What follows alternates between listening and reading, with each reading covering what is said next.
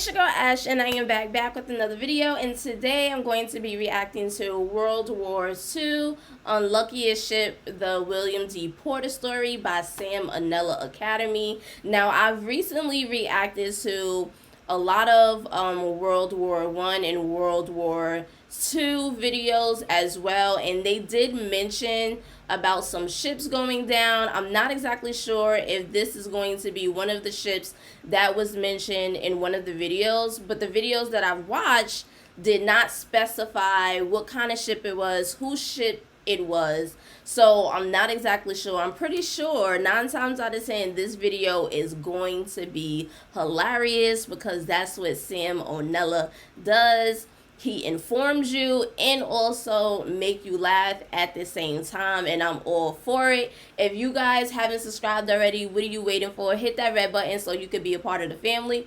Enough of me talking. Let's get into this reaction. This video is sponsored by Skillshare. Turn it up.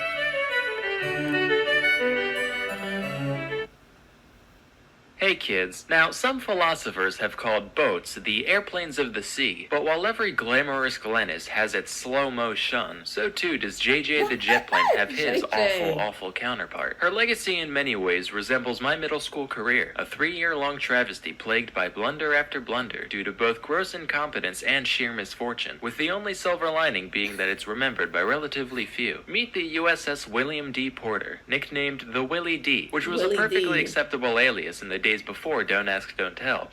Hold up.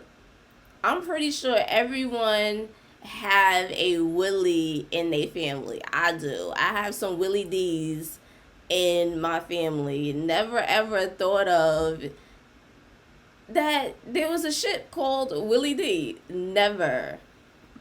It was a Fletcher-class destroyer, which, if you know Fletcher as well as I do, you know he's pretty high-class at destroying. Like when he snapped off my DS screen during summer camp because he was trying to get a better look. Didn't even apologize. He was just like, well, you're not supposed to bring video games to camp anyway. Even though everyone did. Fuck you, Fletcher. You were a counselor. You're supposed to be more mature than us. You're the reason I grew up with a lingering resentment towards authority. And my only reprisal is that I got to draw you as a disgusting fat lard for millions of people.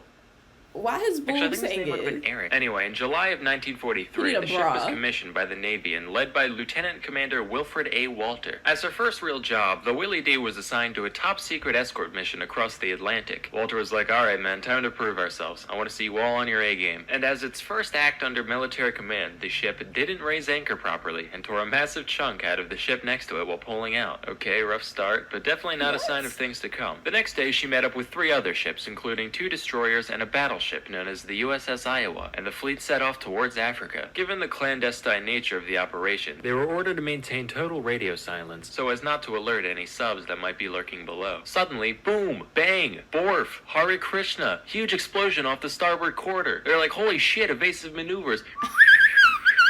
But after however many minutes, the transmission comes in saying, hi, this is Wilfred D. of the Willie Walter. So a depth charge may have accidentally fallen off the ship, and we may have also forgotten to turn off the safety mechanisms on said charge, causing it to detonate immediately. So that's what happened. It was because the ship fell apart and then something from the ship fell in the water and accidentally detonated. Wow. Immediately. So, if you heard a little noise a bit ago, no cause for alarm. Also, sorry for breaking radio silence. Love you, bye. Shortly thereafter, a strange phenomenon was spotted near the ship. Officer, what in the rhyme of the ancient fuck is that?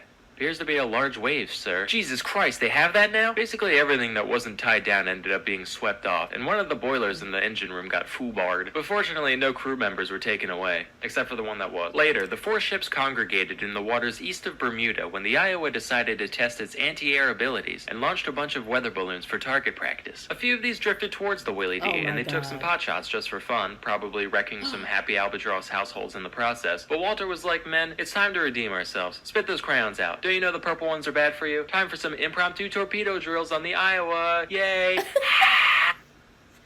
That was Narnar and the Pow Pow. They're gonna douse their trousers when they see how good we tore those pedos. Say, you guys remember to take the primer out of all of them before launching, right? Yes, sir. Yep.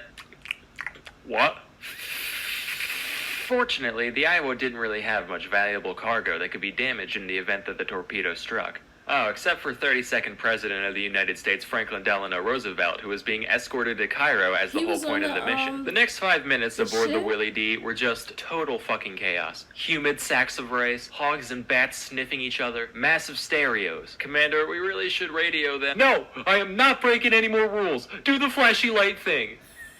Hey, incoming signal from old Iron Brains, a yuck. They're saying they're, going to reverse at full speed? What? Shit off a bowsprit, this ain't working! Fine, call him! FaceTime, ooh, I don't give a hoot! The transmission around... Call him, FaceTime, I don't give a hoots. They didn't have FaceTime back then.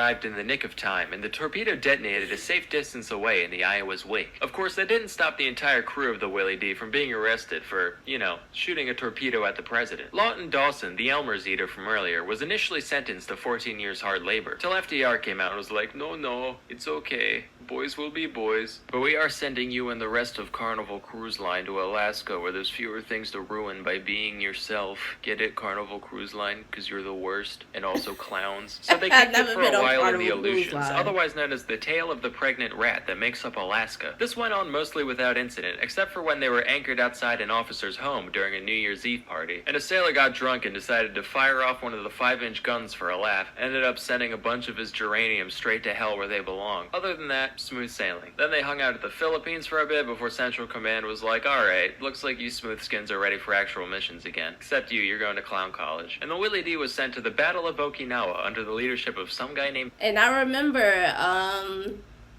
one of the videos that I've watched, which was it?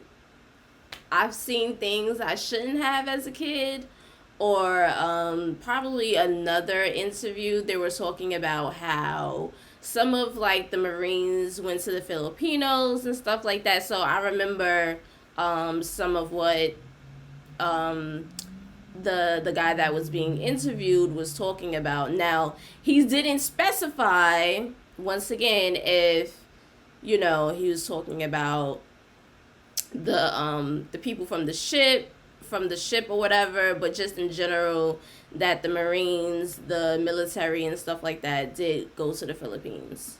Charles. Here they actually did some worthwhile stuff until June 10th, 1945, when a kamikaze began to dive towards them. They weren't able to shoot it down, probably because it wasn't American, but it crashed in the water some ways away. They were like, phew, crisis averted, turned their attention elsewhere, unintentionally driving right over where the bomber landed. The plane was like, the hell? Oh, shit, that's right. Bonsai. About 3 hours of desperate repairs went by before the order to abandon ship was given, and miraculously, every crew member made it out alive by the time the ship sank, just 12 minutes later. So it just goes to show, everything has its silver lining. Everyone on the dip ship gets to live, every filthy Chuck E. Cheese ball pit has a delicious prize at the bottom, and the vast nexus of pointless diversions we call the internet actually has a couple productive things to do on it too. Sponsor time! Skillshare is an online learning community with over 25,000 classes in design, business, technology, and more. Premium membership gives you unlimited access to high-quality classes on must-know topics, so you can improve your skills, unlock new opportunities, and do the work you love. If you're like me, you've been mildly interested in, actual animation for years, but felt too intimidated by the community to really get your hands dirty. Skillshare has plenty of tools to smooth that learning curve down into a gentle exploratory slope. How about this one? Simple character animation. Create a walk cycle with Duig. Look at me! See you later, goof shits. I'm off to autonomize Kurdistan. Join the more than 7 million people already learning today with a special offer just for my viewers. While Skillshare is already less than $10 a month, the first 500 people who visit the link in the description can get a full year subscription for 40% off. So please, quit ruminating and start substantiating today. Anyway, that's all for today. Till next time, I'm Sam and NELLA, and I'm a fella with rubella. Oh gosh, I definitely enjoyed watching World War II, Unluckiest Ship. Because I did cover some stories from the World War I and World War II. So this was definitely fun to watch and informative at the same time, because I did not know that there was a U.S. ship called the Willie D until today. But I did know that they did have some ships. Not exactly sure of what had happened to the ships, and this definitely explains it in a simple type of way. I hope you guys enjoyed this reaction. Comment down below, give your girl a thumbs up, and I'll see you guys in the next video. Bye, fam.